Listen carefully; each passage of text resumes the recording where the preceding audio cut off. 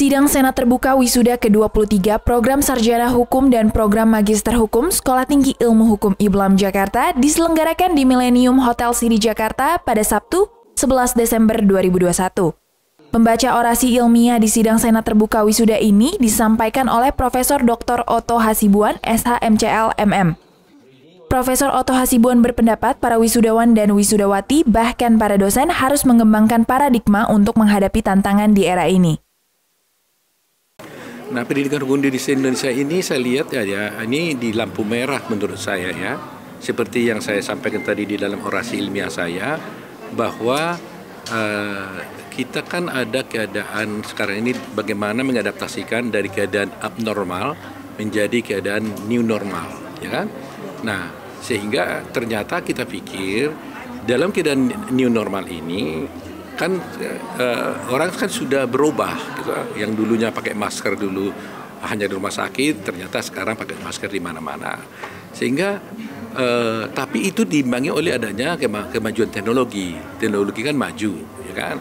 Dengan majunya teknologi, kita harapkan sesungguhnya bahwa para mahasiswa itu dengan mudah mendapatkan ilmu-ilmu yang bagus karena dia sudah ada di sana. Di internet semuanya, semua ilmu sudah ada.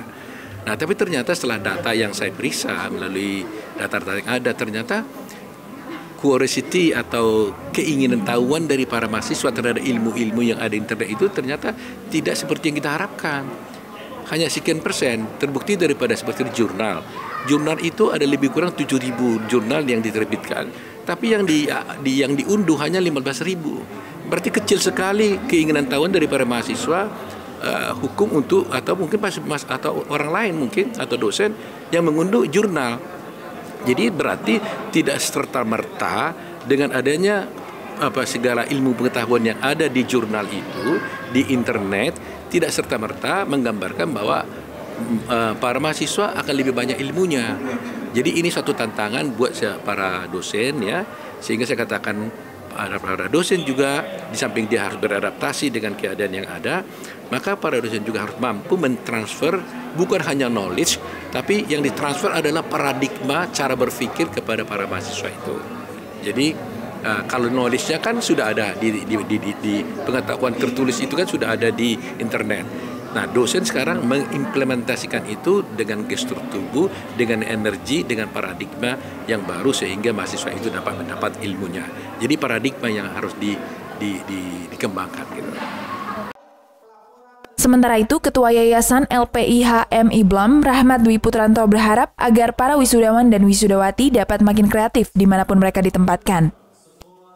Yang menjadi faktor utama untuk kita menjadi institusi pendidikan hukum yang bisa resilience dan bisa melakukan recovery dan juga bisa merenew adalah implementasi dan kawinnya antara teknologi dengan pendidikan. Senada seperti yang Prof. Otto hari ini kasih masukan kepada kami semua di IBLAM bahwa teknologi jangan sampai membuat malah pendidikan kita mundur, tapi harus bisa menjadi semakin maju. Kuncinya pada letak curiosity-nya itu, dan di situ kami sangat sepakat sekali bahwa IBLAM ke depan harus bisa menjadi institusi pendidikan hukum yang bisa meningkatkan curiosity para mahasiswa, sehingga dosen-dosen kami pun ke depan harus semakin kreatif dalam menggunakan teknologi dan juga meningkatkan kualitas atau kreativitas dari konten-konten ilmu hukum itu sendiri.